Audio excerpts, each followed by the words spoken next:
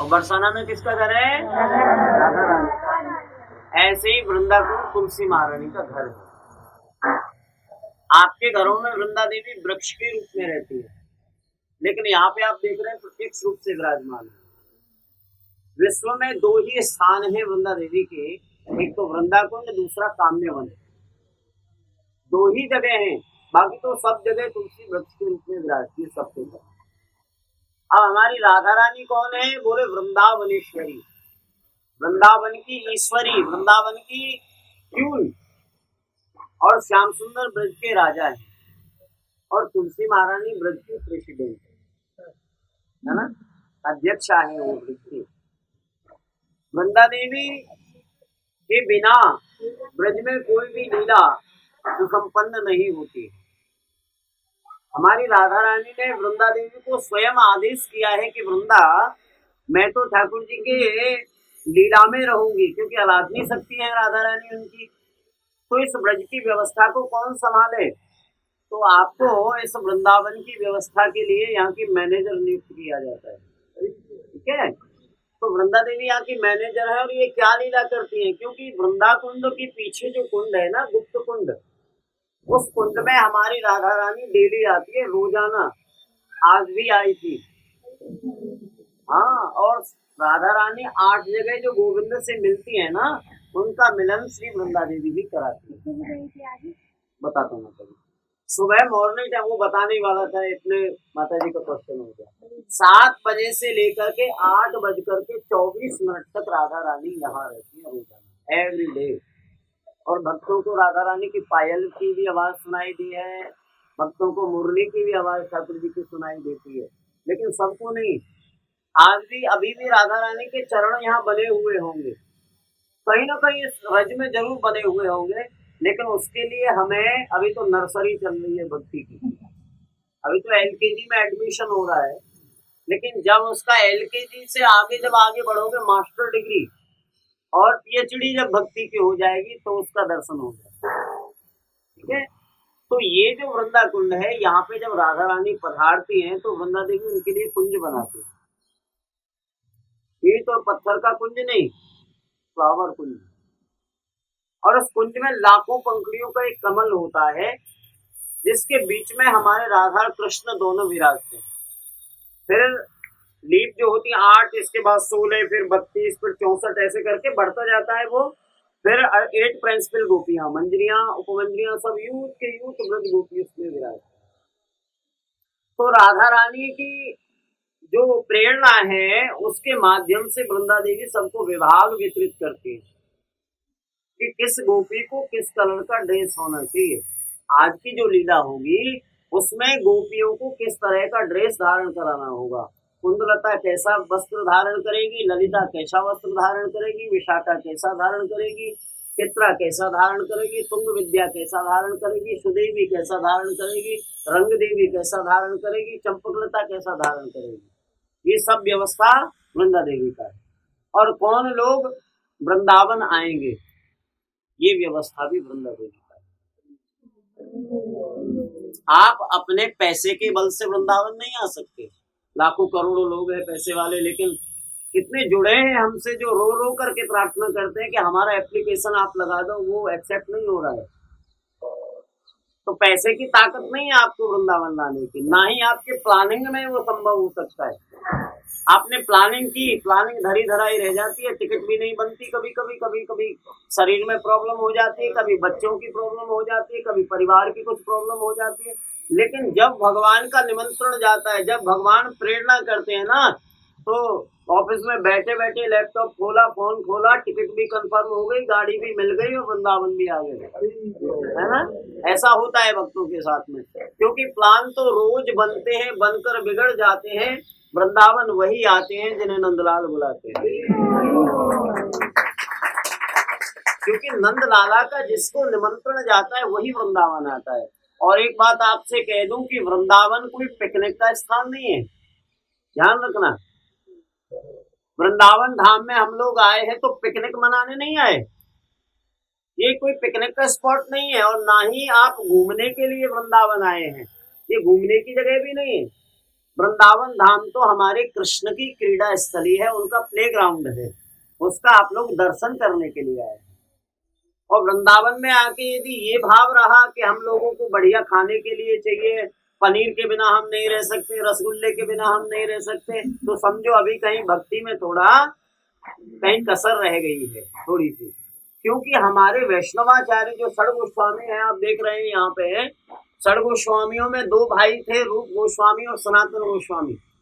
वो हमारे नंदगांव में रहे थे, एक तेड़ कदम पे रहे थे, एक पावन सरोवर के पास में एक भजन कुटीर है, वहां पे रहे थे। लेकिन क्या खाते थे? ब्रजवासियों के घर से मधुकरी सेवा करते थे। सभी ब्रजवासियों के घर जाते, मैया राधे श्याम, तो उनको रोटी मिलती, उसी रोटी को पानी में भिगो करके प्रेम से पा लेते, नमक डाला और प्रेम से पा लिया। दिन भर भजन, रात्रि भर भजन। वो खाने के लिए नहीं जीते थे, जीने के लिए ही खाते थे, बस थोड़ा सा। क्योंकि ज्यादा यदि आप खाएंगे, ज्यादा वासनाएं बढ़ेंगी और भौतिक बुद्धि होगी। भगवान का महाप्रसाद जो भी मिल जाए, कभी भी लोग, कुछ लोग ऐसे होते हैं, भगवान का महाप्रसाद मिल रहा है, बोले नमक कम है प्रभु जी, थोड़ा नमक दे देना, ये थोड़ी मिर्ची चाहिए। नहीं, जो भगवान को भोग लग गया उसमें त्रुटि लगाने वाले आप और हम कौन होते हैं? जो भगवान ने पा लिया वही हमें पाना चाहिए। ऐसी दुर्बुद्धि हमें नहीं आनी चाहिए कि इसमें नमक कम है।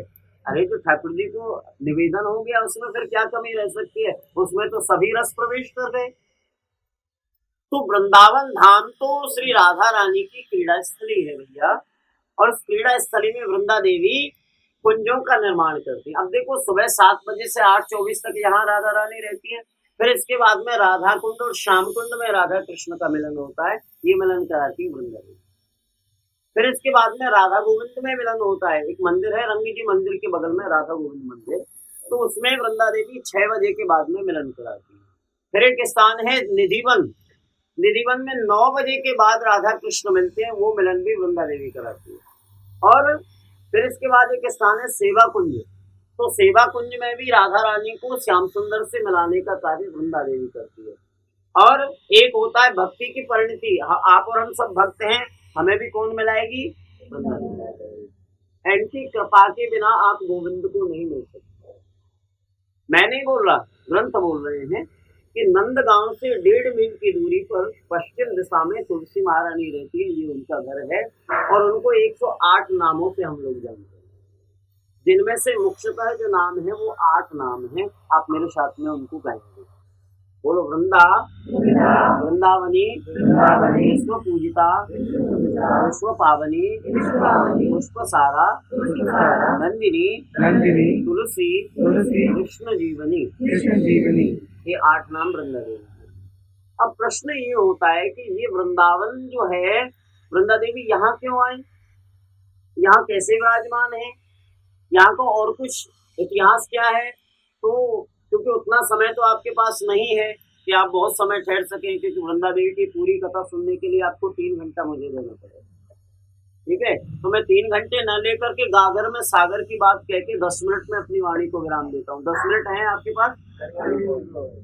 देखिए, श्री ठाकुर जी का जो प्राकट्य हुआ मथुरा में हुआ, फिर इसके बाद गोकुल गए, गोकुल में अनेकों राक्षसों ने उत्पात किया, तो मैया यशोदा नंद बाबा को बोली कि हम अब गोकुल में नहीं रहेंगे, हमें नहीं रहना हो गोकुल में। बोले कहाँ पे रहोगे? बोले जहाँ पे मेरो कृष्ण खुश रहे, वो तो वहां ले चलो। नंद बाबा बोले मेहर कहाँ लेके जाऊं, क्योंकि नंद बाबा से यशोदा मैया 5 वर्ष बड़ी है, और हमारे ब्रज में कहावत है, जाके घर में बड़ी बहू आके बड़े भाग्य। जाति पत्नी पति से यदि बड़ी है तो वो तो भाग्यशाली पति है। हाँ, तो नंद बाबा ने बोला कि मेहर हम गोकुल में कहाँ जाएं, कहाँ सुरक्षित रह सकते हैं हम इस कंस से। तो नंद बाबा के एक बड़े छोटे भाई थे जिनका नाम था उपनंद। तो उपनंद जी ने खड़े होकर के कहा, भैया यदि आपको मेरा सजेशन अच्छा लगे तो मैं आपको थोड़ा सजेस्ट करना चाहता हूँ। बोले क्या है? बोले भैया गोकुल से भी बढ़िया एक वन है, जाको नाम है वृंदावन, हमें वहां चलना चाहिए। नंद बाबा बोले लाला तू काय को ऐसी बात कहे, जहाँ अरे जब गोकुल कंस के राक्षस आ सकते हैं तो कहा वृंदावन नहीं जा सकते? बोले मथुरा से गोकुल की दूरी भी 12 किलोमीटर है और मथुरा से वृंदावन की भी दूरी 12 किलोमीटर है। तो क्या जब वो राक्षस वहां पहुंच सकते हैं तो क्या इधर नहीं आ सकते? बोले भैया आप मेरी बात समझो तो सही पहले। समझा भैया? बोले वनम वृंदावनम नाम वशव्यम नवकाननम गोप गोपी गवाम सेव्यम पुण्याद्रि तृणवीरघम। एक वृंदावन नाम के स्थान है भैया, वो एक जगह का नाम वृंदावन नहीं है, वो एक दूरी का नाम वृंदावन है। बोले तू कहते है? बोले हाँ। बोले कहाँ है और वृंदावन? बोले हाँ अभी बताओ। बोले वृंदावनम गोवर्धनम यमुना कुलिनानि च वीक्षासीदुत्तमा प्रीति राम माधवयोन्नपः। कि वृंदावन की जो दूरी है वो 60 किलोमीटर की है। ध्यान से सुनना, भगवान श्री कृष्ण ब्रह्म वैवर्त पुराण में कहते हैं कि 5 योजन विस्तीर्णम धामम च हृदयम मम। 5 योजन का जो वृंदावन है वो मेरा हृदय है। भगवान कह रहे हैं, मैं नहीं बोल रहा हूँ, ग्रंथ बोल रहे हैं। अब प्रश्न ये होता है वो 5 योजन कितना होता है? बोले 1 योजन में 4 कोस होते हैं, तो 5 योजन में बताइए 20 कोस हो गए, और 1 कोस में 3 किलोमीटर होते हैं, तो 20 कोस में कितना हो गया? 60 किलोमीटर हो गया। अब प्रश्न ये होता है कि 60 किलोमीटर कहाँ तक है? बोले गिरिराज जी से जितनी दूरी 60 किलोमीटर जाएगी पूर्व पश्चिम उत्तर दक्षिण में, वो पूरा वृंदावन कहलाता है। ठीक है जी। ऐसा नहीं है कि जहां बांके बिहारी विराजमान है वही वृंदावन है, जहां आप बैठे हैं वह भी निज वृंदावन धाम है। तो नंद बाबा अपने दो अच्छा फिर प्रश्न किया कि भैया वृंदावन में जाने से कंस के राक्षस तो वहां भी पहुंच सकते हैं। बोले भैया वहां पे हमारे कुल गुरुदेव सांडिल्य मुनि का साप है, उस पर्वत पे नंदीश्वर पर्वत जहाँ नंदगांव होता है, उस पर हमारे कुल गुरुदेव सांडिल्य मुनि का साप है। यदि कोई भी कंस का राक्षस इस पर्वत पर चढ़ेगा तो वो पाषाण हो जाएगा। तो नंद बाबा अपने दोनों लालाओं को लेकर के यहाँ विराजमान हो गए और अपने नाम से नंदगाम बसा दिया। बोलिए नंदगाम धाम की। अब देखिए, अब लाला जब यहाँ आ गए तो वृंदा देवी यहाँ आ गई, और यहाँ पे पूरे ब्रज के आप ये समझिए वृंदाकुंड जो है वो ब्रजलीला प्लानिंग कमीशन है। ब्रज का पार्लियामेंट ही वृंदाकुंड है। वृंदा देवी की कृपा जब तक जीव के ऊपर नहीं होगी तब तक कृष्ण प्रेम नहीं मिल सकता। क्योंकि जो आज वृंदावन है भैया, वो वृंदावन धाम भगवान कृष्ण के समय हजारों एकड़ तुलसी का वन हुआ करता था, लेकिन अभी बिल्डरों ने वृंदावन को कंक्रीट वन बना दिया। अभी आपको प्राचीन वृंदावन का दर्शन ही नहीं होगा। मुंबई जैसा दिखता है वृंदावन अब, और इतना महंगाई हो गई है वृंदावन में कि मुंबई में भी नहीं है, दिल्ली में भी नहीं है।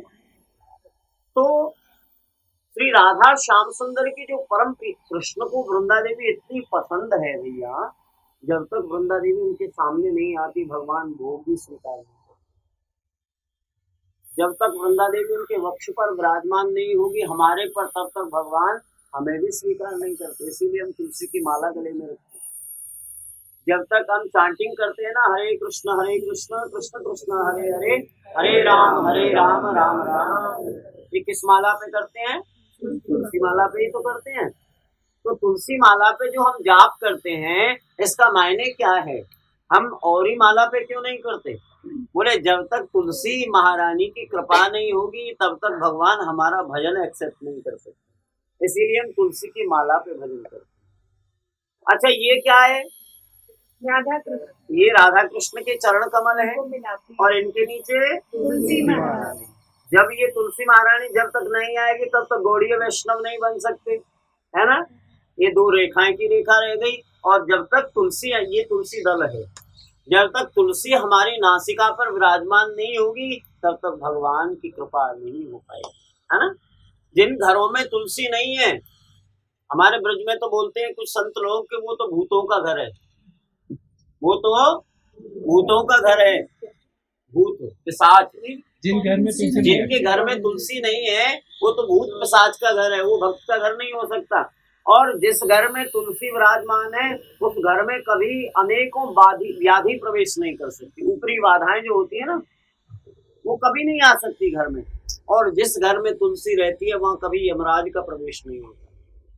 ध्यान रखना, जिस घर में जो भी भक्त तुलसी की माला अपने कंठ में धारण करता है ना, उस घर में यमराज नहीं, उसके ताऊ जी भी प्रवेश नहीं कर सकते। यमराज तो छोटी चीज है।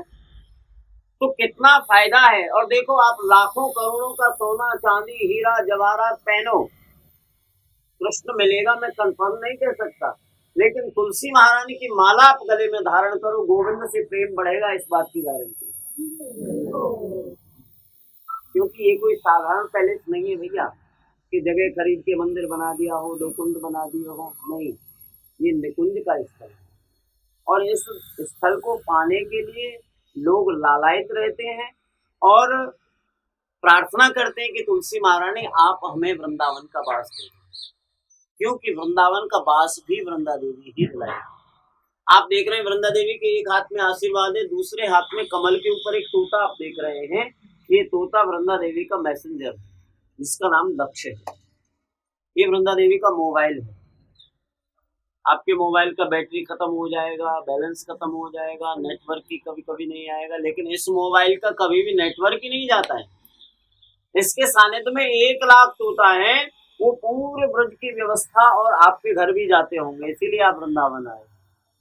वृंदावन आए हैं भैया, तो वृंदावन देखो, कृष्ण से मिलने का जो स्थान है ना, वही वृंदावन है। यहाँ हमारा लाला और राधा रानी हर समय वृंदावन में रहे। आप लोग रज लेने के लिए वृंदावन आए हैं। आप मंदिर और ये तालाब तो और जगह भी देख सकते हैं, लेकिन वृंदावन क्यों आए? बोले वृंदावन हम रज ग्रहण करने के लिए आए। जो मुक्ति को भी दुर्लभ है ये रज। मुक्ति यहाँ कहती है कि मैं दुनिया को मुक्ति करती हूँ भगवान। एक बार हाथ जोड़ के प्रार्थना करने लगी मुरली मनोहर से कि मुक्ति कहे गोपाल सो मेरी मुक्ति बताए। कन्हैया बोले कोई ज्यादा बड़ी बात नहीं है। बोले आपके लिए बड़ी बात नहीं, मुझे तो बताइए। बोले आप ऐसा करो, वृंदावन चली जाओ और रास्ते में सो जाना किसी में भी। बोले इससे क्या होगा? बोले वही तुम्हारे लिए पर्याप्त है। मुक्ति कहे गोपाल सो मेरी मुक्ति बताए, पड़ी रहो या गेल में साधु संत नित जाए, ब्रजर जोड़ मस्तक लगे तो मुक्ति भी मुक्त हो जाए। ब्रज की उपासना में तो मुक्ति भी नमक सी खारी लगे। हमें नहीं चाहिए मुक्ति। मुक्ति को यहाँ दासी करके छोड़ा है भगवान ने। मुक्ति तो दासी रहती है। धन धन वृंदावन रजधानी, धर्म कर्म जहाँ बटत जेवरी, जेवरी बनाते हैं रस्सी, धर्म कर्म जहाँ बटत जेवरी, मुक्ति भरे जहाँ पानी। 4 पदार्थ करत मजदूरी, झाड़ू लगा में ब्रह्मा से ज्ञानी, धन धन वृंदावन रजधानी। यहाँ झाड़ू लगाता है ब्रह्मा। इंद्र कुबेर सूरज जी चंद्र जी जितने भी जी हैं ना, वो वृंदावन में एंट्री नहीं कर सकते। हाँ, लेकिन आप लोग वृंदावन आए, किसकी करुणामयी है? ये राधा रानी की करुणा से। एक किशोरी जी ने आपके ऊपर कोई दृष्टि कहीं से डाल दी है, जिससे आप वृंदावन आ गए। ये उनकी करुणा के ऊपर डिपेंड करता है। एक बार ठाकुर जी ने, बस 2 मिनट में अपना वक्तव्य में, क्योंकि मुझे लग रहा है कि आपको मैं जो बोल रहा हूँ आपको अच्छा लग रहा है, सुन रहे हैं आप, तो वो इसलिए नहीं आ सकते बेटा, उनका इतना पुण्य नहीं है। आप पुण्य वाले हो, इसलिए आप इतना, आपका पुण्य बढ़ गया है। अभी मैं वही सुनाने वाला हूँ आपको 2 मिनट में। एक बार श्याम सुंदर और श्री अर्जुन, जो उनका सखा था, वो हस्तिनापुर में यमुना किनारे घूम रहे थे, दिल्ली में। ठीक है, इंद्रप्रस्थ और ये जो है ये दिल्ली ही है। तो घूम रहे थे, तो यमुना जी के माध्यम से भगवान श्री कृष्ण एक फूल यमुना में प्रवाहित करते हुए बोलते हैं कि यमुना जी आप वृंदावन होके बहती हैं, तो आप राधा रानी के चरणों तक ये फूल पहुंचा दें। हस्तिनापुर से, इंद्रप्रस्थ से, और वो वीचियों के माध्यम से फूल को भगवान ब्रज के लिए भेज रहे हैं कि मैं तो यहाँ व्यस्त हूँ, आप श्री किशोरी राधा रानी के चरण कमल में ये फूल पहुंचा देना। अब अर्जुन को लगा कि ये हर समय ब्रजी ब्रज ब्रजी ब्रज इनके माथे पर रटा रहता है, इनकी जिह्वा पे हर समय ब्रजी ब्रज कहते रहते हैं। क्या है ऐसा ब्रज में? आपको क्यों इतने अच्छे लगते हैं ब्रजवासी? बोले बहुत पैसे वाले हैं अर्जुन, इसलिए अच्छे लगते हैं। बोले दिन में 50 बार नहाते हैं इसलिए अच्छे लगते हैं। वो बहुत सुंदर है इसलिए अच्छे लगते हैं। बोले नहीं, ऐसी कोई बात नहीं, ब्रजवासी बहुत सुंदर हैं, ऐसी भी बात नहीं है। यदि सुंदरता भगवान देखते तो कुब्जा तो 3 जगह से टेढ़ी थी। और यदि भगवान पैसा देखते तो भैया ध्रुव सुदामा के पास तो पैसा ही नहीं था, वो तो बहुत गरीब था। यदि नहाना धोना देखते भगवान तो मछली तो जल में ही रहती है। यदि जंगल में जाने से भगवान मिलते तो शेर सियार तो जंगल में रहते। तो क्या देखते हैं भगवान? बोले ऊंची जाति वाला देखते होंगे, ब्राह्मण के घर जल्दी। बोले ऐसा भी नहीं,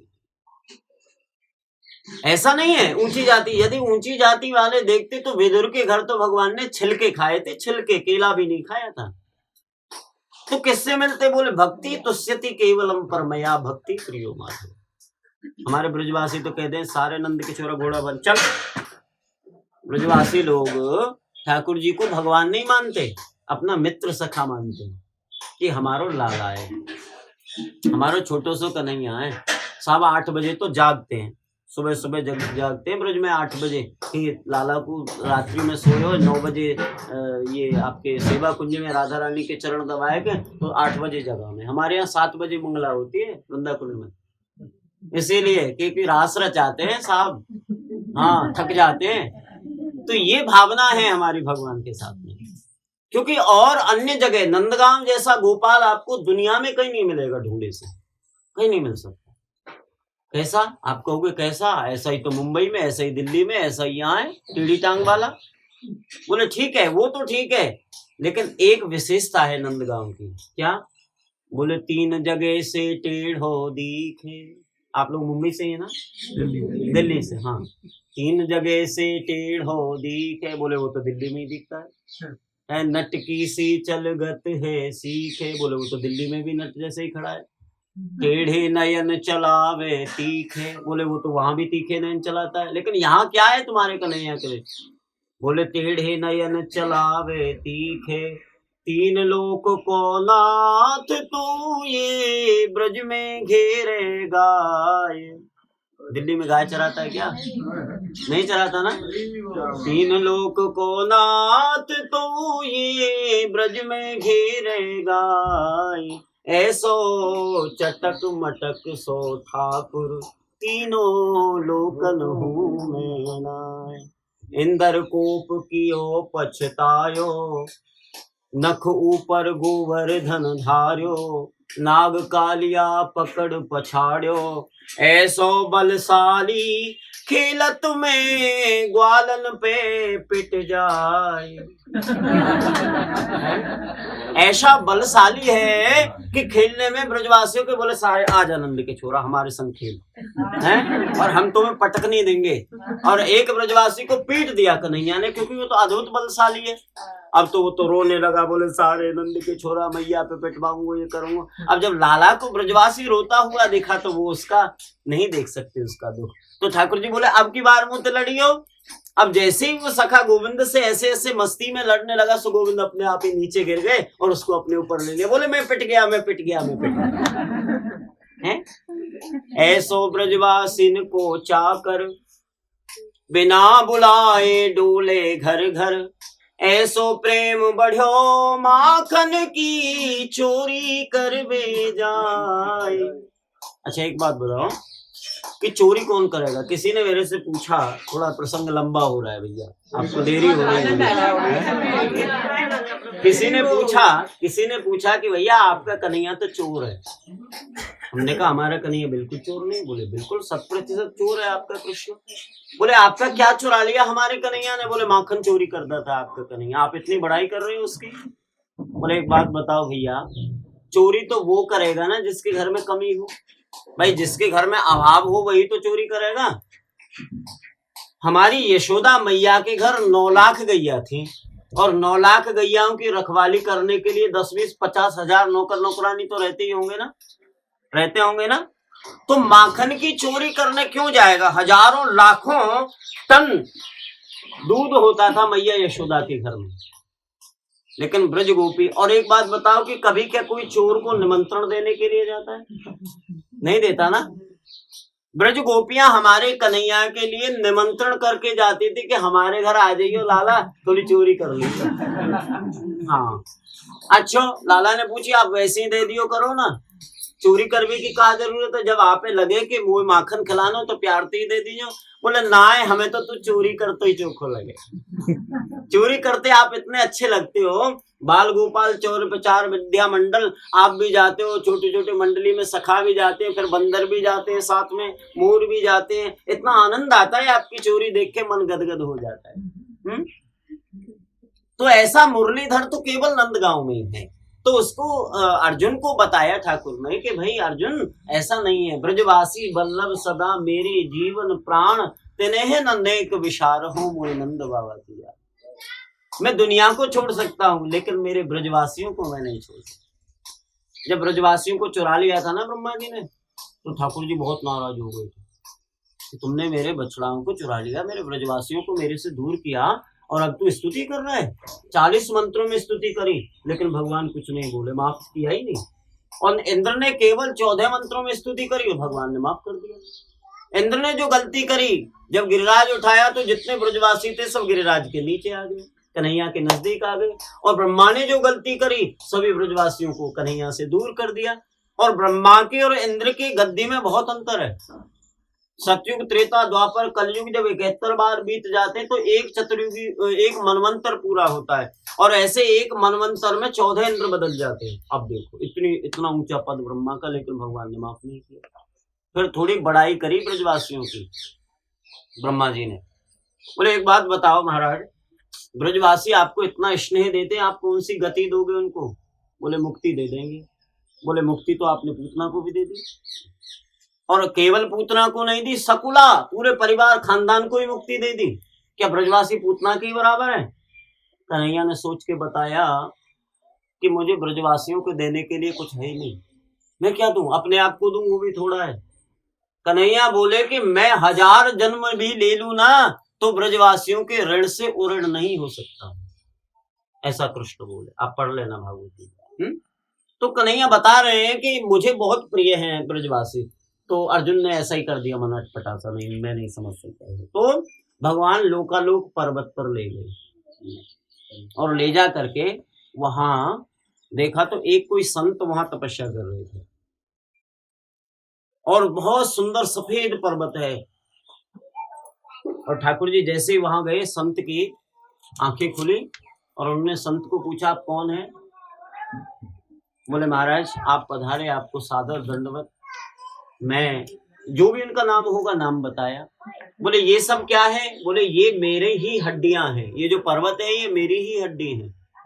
बोले ऐसा क्यों? बोले मैंने जो तपस्या करी और तपस्या के माध्यम से, योग बल के माध्यम से अपने शरीर को त्यागता हूँ, और शरीर त्यागता हूँ वो पर्वत बन जाता है। इतने जन्म मुझे हो गए। बोले आप तपस्या किस लिए कर रहे हो? बोले मुझे ब्रज में जन्म मिल जाए, मैं ब्रज में चला जाऊं, चाहे 1 घंटे के लिए ब्रज में चला जाऊं, लेकिन मैं चला जाऊं। कन्हैया बोले मेरे बस की बात नहीं है, तुमने इतनी तपस्या करने के बाद भी तुम्हें मैं ब्रज में नहीं ले जा सकता। यदि तुम्हें ब्रज में जाना है तो आपको राधा रानी की चरण शरण ग्रहण करनी होगी। ब्रजवास तो राधा रानी दे सकती है, एक किशोरी राधा रानी की कृपा से आप लोग ब्रज में आए। यदि उनकी अब आप विचार करिए, हजारों जन्म बीत गए तपस्या करते करते, लेकिन 2 घंटे भी ब्रज में नहीं आ सकता जी। तो आप विचार करिए, इंद्र, ब्रह्मा, कुबेर ये ब्रज में रहेंगे, क्योंकि जब ये आता है ना तो अभिमान लेके आता है, ऑटोमेटिक अभिमान लेके आता है। हमारे ठाकुर जी ने तो लक्ष्मी को भी ब्रज में प्रवेश नहीं करने दिया। बोले तू बेलवन में ही रहे, तू यदि ब्रज में आवेगी ना तो थोड़े ब्रजवासियों के पास यदि ये लक्ष्मी बढ़ेगी तो वो अभिमानी है जाएंगे, और अभिमान और भगवान को तो बैरादाय हो, बैर है। आप किसी भी चीज में अभिमान करके देख लो, भगवान आपका क्षीण कर देंगे।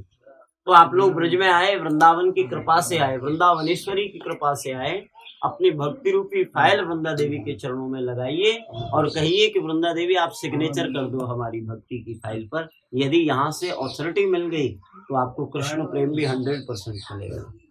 राधे राधे।